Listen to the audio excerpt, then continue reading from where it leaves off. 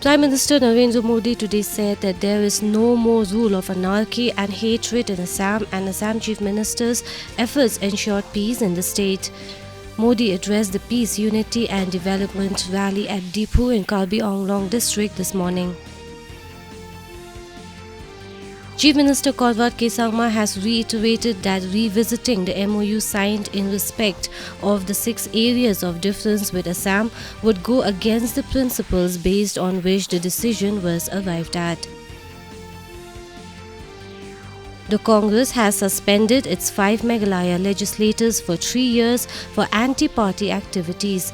Congress President Sonia Gandhi has approved the disciplinary panel's recommendations.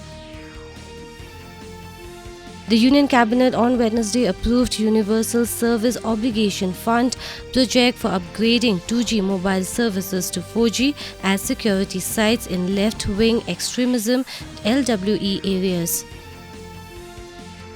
Prime Minister Narendra Modi will pay an official visit to Germany, Denmark and France from the 2nd to 4th of May. This will be the Prime Minister's first visit abroad this year.